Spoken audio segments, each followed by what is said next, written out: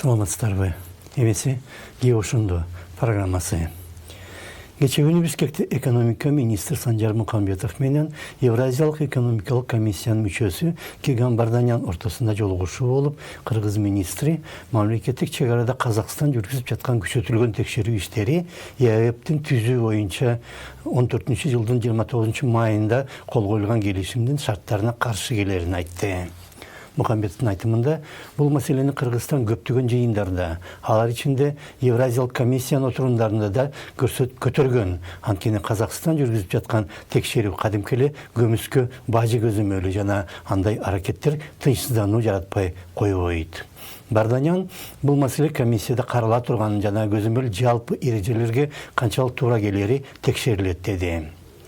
Февралдын башында Кыргыз министрлигинин өкүлдөрү Дүйнөлүк соода уюмунун комитетинин Женева шаарында өткөн жыйынына катышып, Казакстан жүргүзүп жаткан текшерүүлөр тууралуу сын айтып, андай текшерүүдөн Кыргызстандын башка мамлекеттер менен болгон соодасына да кесепет тийип жатканын билдирген.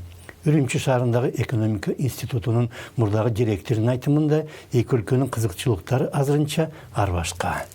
Любой экономический союз. Ар бир экономикалык бирикмеде саясий да фактор болот. Таптаза экономикалык эч нерсе жок. Ошол эле учурда Казакстанда кандайдыр бир таасирдүү күчтөр бар сыяктуу. Алар Кытайдан келаткан сооданы өз көзөмөлүнө алууну каалап жаткандай. Кыргызстан түзгөн система жакшы иштеп жаткан. Бирок абал өзгөрдү. Ага карабай биз мурдагыдай эле аракеттенип жатабыз. Казактар болсо көзөмөлдү алууну каалайт. Сами перехватить. Алыска жүк ташуучулардын көз карандысыз профсоюзунун төрагасынын орун басары Игорь Голубевдин айтымында дагы Кытайдан келаткан сооданы Казакстандын аймагы аркылуу өткөрүү үчүн күрөш жүрүп жатат. Чек арадагы көзөмөл болсо, Кыргызстан Евразиялык комиссияга жана Дүйнөлүк соода уюмуна арызданганы үчүн күчөтүлдү. Славян университетинин профессорунун пикиринде болсо, андай көзөмөл мурда эле жоюлуш керек болчу. Вот мы 5 лет назад вступили в ЕС.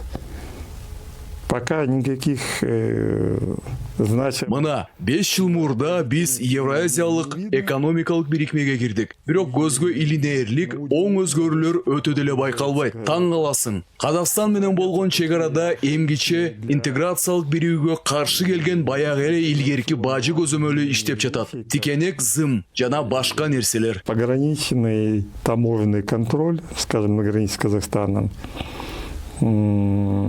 Колючая проволока и так далее.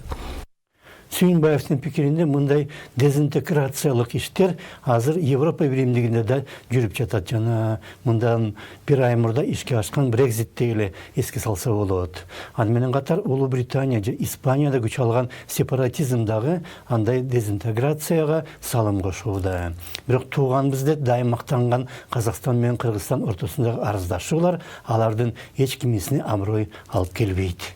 Две страны, которые находятся. Бул эки мамлекет КМШ, ЕАЭБ, ОДКБ жана башка регионалдык бирикмелерге мүчө болуп кирет. Бул мамлекеттердин элдери тектеш деп эсептелет. Тилдери дагы окшош. Эки өлкөнүн президенттери бир кезде балдарында үйлөнкөн. Бирок кагазда ЕАЭБ бар, факт боюнча жок. По факту его нет. Кубат Умурзаковдун айтымында болсо, экономикалык бирикмелер калыптанып, күч алышы үчүн убакыт керек жана азыркы араздашуулар ЕАЭБ түзүлө элек мезгилдеги абал менен ошол кездеги тартиптин саркындылары. Кыргызстан шандагайлык кылып Кытайдан өткөн транзитти өзү аркылуу уюштуруп алды. Бирок өзүн экономикалык жактан күчтүү деп эсептеген Казакстан көзөмөл жүргүзүүнү каалайт. Мунусага келүү үчүн убакыт керек.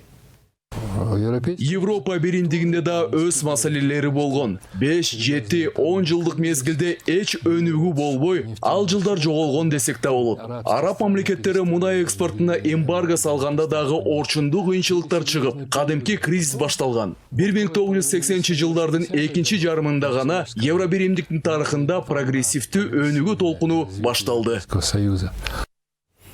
Бир акылман айткандай, биригиш үчүн алдын ала бөлүнүп алыш керек. Деп ошондо саламат алыңыздар.